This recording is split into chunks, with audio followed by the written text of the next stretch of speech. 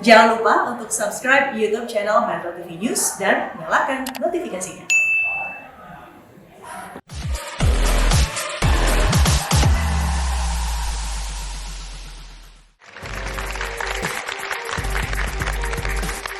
Kembali lagi kita di Gaspol.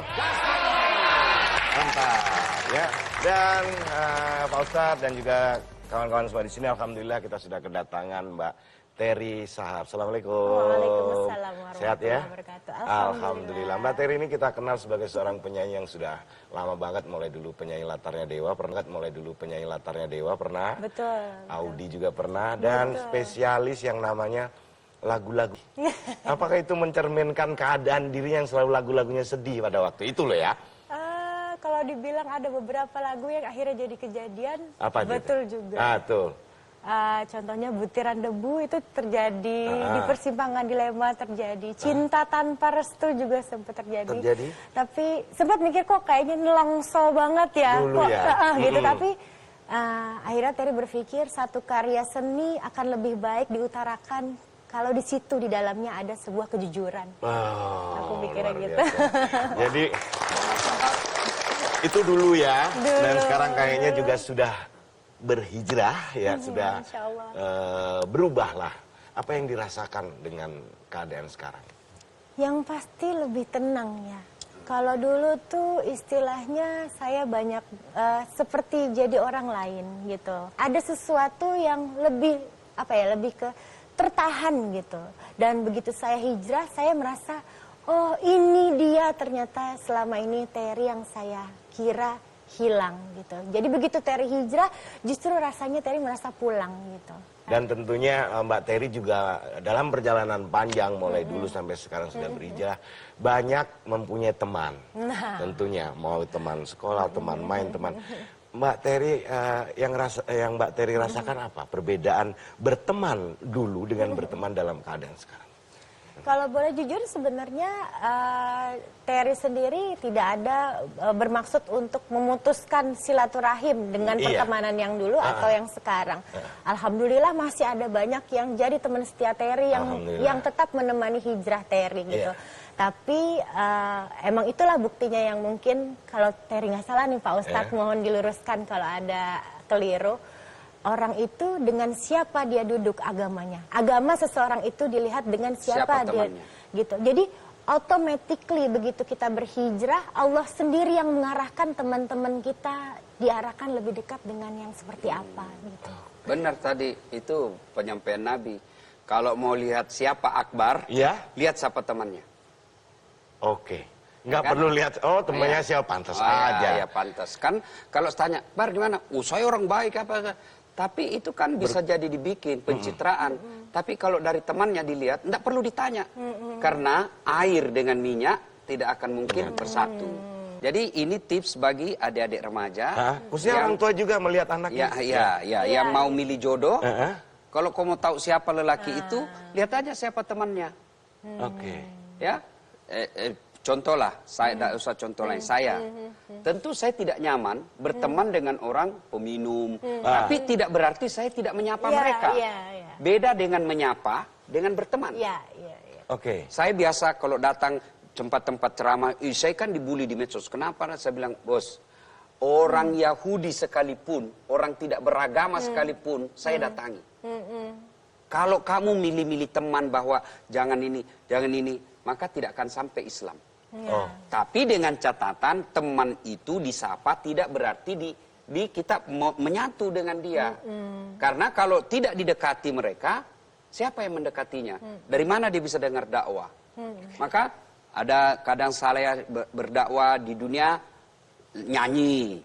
Saya ikuti anak-anak mereka, saya ikut nyanyi. Kenapa? Karena kalau enggak, gimana pesan-pesan agama? Tentu ketika saya berteman dengan penyanyi, lagu yang saya sampaikan, lagu-lagu yang ada pesan agamanya. Itu kan? Satu kali kau sakiti, masih ku maafkan. Dua kali kau sakiti juga masih ku maafkan. Tiga kali, ku kurang ajar.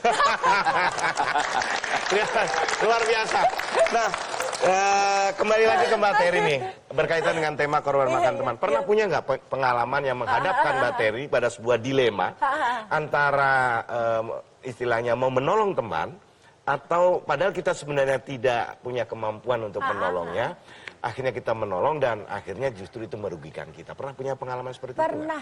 Pernah. Dan itu sebenarnya mungkin waktu itu Terry masih belum bisa memilah mana yang sebaiknya didahului, mana yang lebih dikesampingkan gitu loh. Ya untungnya sih Allah Subhanahu wa Ta'ala nggak bikin Terry sangat terpuruk banget gitu. Tapi begitu tahu ke sini, ya Allah berarti waktu itu saya dimanfaatin ya gitu. Baru tahu kayak gitu. Pada saat posisi seperti itu pernah nggak? Akhirnya milih mentingin teman dan mengorbankan keluarga. Waktu itu sih Terry posisikan justru 50-50. Oh, 50-50. Yang seharusnya sepantasnya, aduh aku mau nangis nih. Seharusnya yang Terry lebih utamain harusnya waktu itu almarhum Abah Terry. Karena Abah Terry waktu itu cancer, sakit kanker gitu. Dan ini terkait dengan utang yang tadi mungkin Pak Ustadz sempat ini gitu. Cuma ya sudahlah, alhamdulillah tetap dapat jalan dari Allah. Seperti yang Terry bilang, Terry tidak dibikin terpuruk, justru dibikin hijrah. Dan begitu hijrah pun tidak tertutup rezeki Terry, justru semakin dibuka dengan luas dan hati lebih lapang. Jadi yang memilih antara keluarga dengan teman itu, tergantung kasusnya, kasuistik. Contoh, nih datang nih kawan kita, perempuan, teman SMA kuliah dulu. Istri kita mengetahui bahwa itu pernah ada kasus. Nah, lalu istri marah, jangan kau bawa temanmu ke sini ke rumah. Kalau kau bawa ke sini, kau pilih saya istrimu atau itu temanmu. Maka tentu keliru ketika saya katakan kepada istri, oke lah, saya pilih teman saya. Itu pengkhianatan, bukan lagi teman, tapi dia merusak. Ya, tentu kasus seperti ini, ya kita milih tentu istri menghargai perasaan. Sebagai kepala rumah tangga kita harus menghargai kasus. Kalau kasus yang mendahulukan teman, ya lihat lagi kalau teman kita datang. Kasihan dia dalam keadaan sakit, tidak ada yang bisa menolongnya. Dia datang ke kita, ternyata dia minjam duit yang mau dibayar itu misalnya 5 juta. Sementara ada juga hal yang mau dibeli 5 juta tapi tidak berkaitan dengan kebutuhan hidup, tidak mengganggu kita punya stabilitas ekonomi keluarga, maka tentu sebagai teman sahabat, saya memprioritaskan teman saya. Kenapa? Karena dia dalam keadaan darurat. Dia lagi sakit. Islam mengajarkan, loh, udah saat lebih utama kau tolong dulu temanmu, kepentingan beli mobil belakang. Karena kau bisa tetap hidup.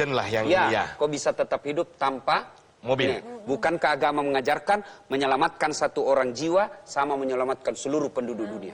Alhamdulillah. Luar biasa.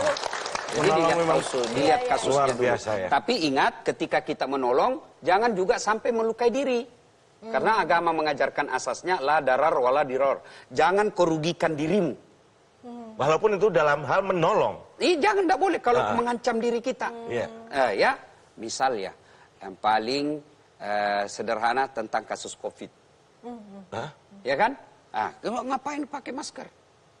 Waktu masa-masa hebohnya dulu kan, saya kan rusak-rusak saya sendiri. Hancur-hancur saya sendiri. Tidak boleh. Kamu harus lindungi dirimu dengan pakai masker. Dan kamu harus juga menyelamatkan orang lain. Ya kan? Kalau saya keluar dengan kata, mati-mati saya. Tidak, Islam tidak boleh begitu. Kalau kau tidak mau pakai masker, tidak mau vaksin, oke, boleh. Tapi jangan kau keluar dari rumah. Jangan berkumpul dan bergaul dengan orang-orang. Ketika sudah keluar sama orang, kamu punya rambu-rambu kewajiban melindungi orang lain. Itulah Islam. Benar. Karena melindungi diri kita adalah melindungi juga namanya orang lain. Menarik sekali itu kalau yang disampaikan Pak Ustadz.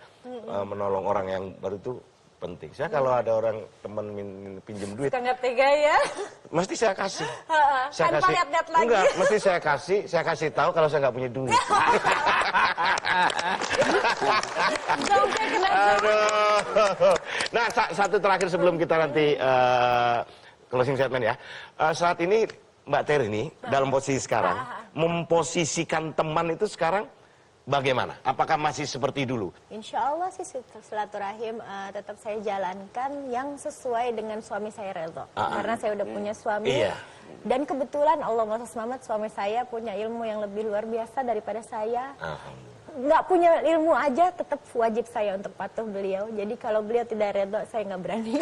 Dasar sekali kita hari ini obrolannya. Sekali lagi terima kasih Mbak Terry Luar biasa, Masya Allah, joknya high class banget. Yang sudah ngobrol-ngobrol dengan kita, berbagi pengalaman dan juga berbagi ilmu dengan kita, tapi juga menjadi inspirasi bagi kita. Dan pemirsa jangan kemana-mana, sahabat Dahsyat, karena setelah ini kita akan kembali setelah jeda. Masih banyak kesempatan bagi sahabat Dahsyat yang ingin bertanya langsung pada Ustadz dan akan dijawab langsung pada kita. Mungkin ada 2 orang yang akan kita beri kesempatan bertanya, yang lainnya silahkan menjawab ya. Tapi jangan kemana-mana, tetap di Gaspol. Gaspol memang.